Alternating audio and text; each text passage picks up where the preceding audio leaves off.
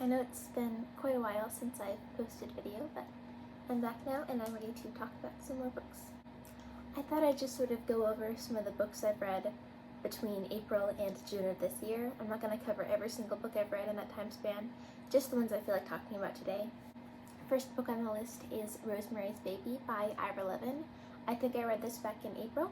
It's a sort of horror thriller novel that follows this woman named Rosemary Woodhouse as she and her husband Guy are moving into a new apartment building because they have plans to start a family and have a baby, hence the title. And they sort of find out some sketchy things about this apartment complex, but they choose to move there anyway. And some more sketchy things seem to happen to them, which I'm not going to go into because I can't really tell you too much about it without spoiling it, but I will say that I absolutely loved it. I generally don't read a ton of thrillers, so I didn't really have too high of expectations going into this, but oh my gosh, it blew me away. I loved every second of it. It thrilled me, chilled me, fulfilled me, creature of the night, and I really hope to get my hands on a copy of the sequel, Son of Rosemary, as soon as I can, because I have not been able to find it anywhere. I haven't been able to find it at the bookstore or the library or on ebook. It's just, but I want to read it so bad, so fingers crossed. Also, sorry about the sort of weird lighting setup in this video. I really don't have any other way to set up the lighting, even though I know it's not ideal, so just be a trooper and deal with it for me. The next books I decided to pick up, just for nostalgia's sake, were Tales of a Fourth Grade Nothing and otherwise known as Sheila the Great by Judy Blume. Like a ton of people, I grew up on Judy Blume's books, so getting to go back and read these for the first time since I was, 9, 10, was definitely a treat. I have yet to reread the rest of the Fudge series since, but I definitely plan to whenever I feel like I need a little pick-me-up and just something fun and short and nostalgic. I remember I actually read Are You There, God? It's Me, Margaret by Judy Blume for the first time recently, and at the time I wasn't super crazy about it, but in hindsight I definitely think that book is a lot better than I give it credit for. Honestly, I was probably just jealous because I'll never be as iconic as Margaret is, and I just wasn't willing to accept that at the time, but yeah, that's a great book as well. Next book I read was Howl's Moving Castle by Diana Wynne Jones. I know this has got a pretty popular movie adaptation, but I've never actually seen the film, so this was my first exposure to this story. It follows our protagonist, Sophie, as she seeks out this sort of infamous and eccentric wizard called Howl.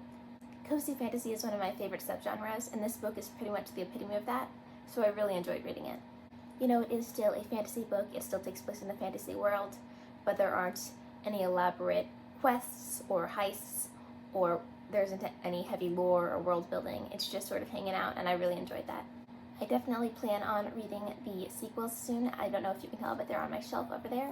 So yeah, I can't wait to dive into them as soon as I get the time to, because I've got a lot of books I still need to read. The next book I read was The School for Good and Evil by Soman Chainani. I actually remember starting this book back when I was around 10 or 11, but I never ended up finishing it. I only got a few chapters in.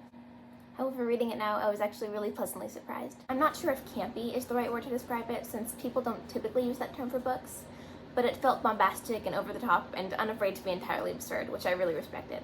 I think it had a really strong beginning, but then the story almost floundered for a while after arriving at the titular School of Good and Evil. However, as it went on, it definitely picked up, and I found myself getting more invested in the plot and characters.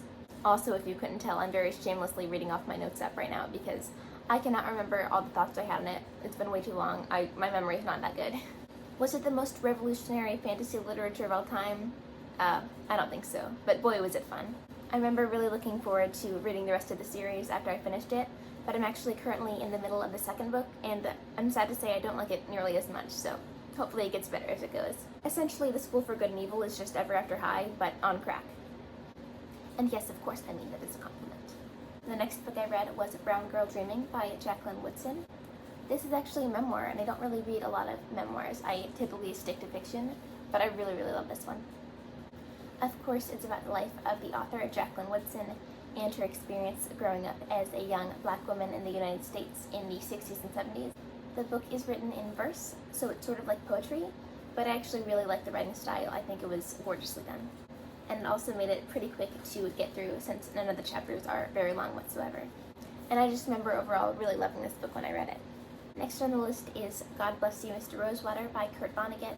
This is the second book I've read by Kurt Vonnegut. I read Cat's Cradle back in I want to say February, maybe March. And I have to confess, although I did like Cat's Cradle more, I still really enjoyed God Bless You, Mr. Rosewater. Although it admittedly wasn't my favorite book on this list, it still had a lot of things I really loved about it. And I also really look forward to checking out the musical adaptation of God Bless You, Mr. Rosewater, because I really love musical theater. And I believe that was actually the first musical done by Howard Ashman and Alan Menken together, which are the same guys who did like Little Shop of Horrors and The Little Mermaid, so you know, pretty big names. But I'm getting sidetracked here. The book was good. I still need to listen to the musical. I have listened to the overture, I just haven't listened to any of the songs yet. Next book I read was The Perks of Being a Wallflower by Stephen Chbosky.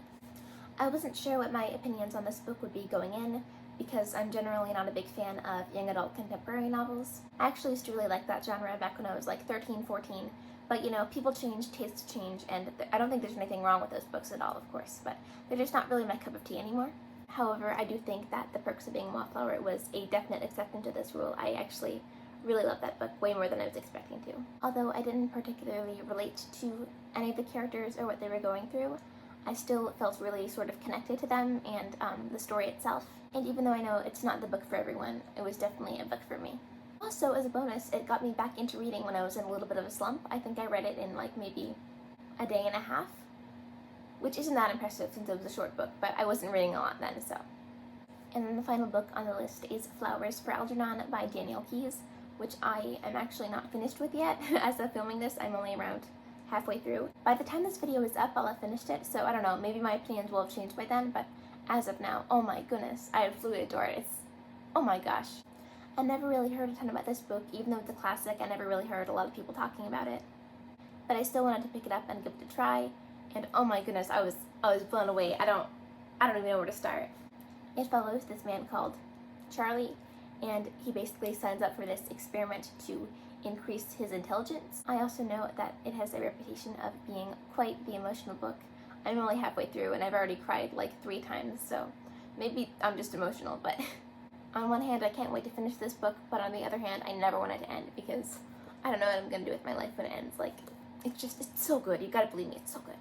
So that's the end of the video for now. I am currently in the middle of reading 3 books, which I'm normally the type of person to only read 1 book at a time, so 3 books at once is a lot for me. But those are, of course, Flowers for Algernon, and then the second School for Good and Evil book, which I mentioned before.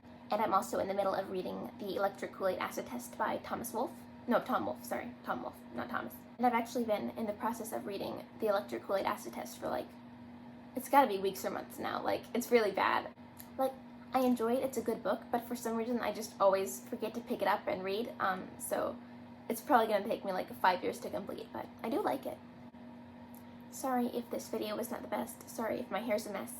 I just wanted to pop back on YouTube and share some of the books I've read recently.